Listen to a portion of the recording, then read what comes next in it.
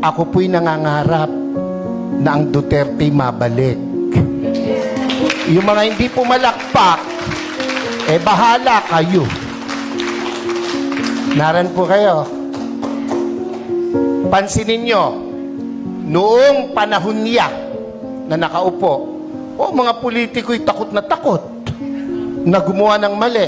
Pati pulis, pati sundalo, takot. Aba, biglang anong nangyari?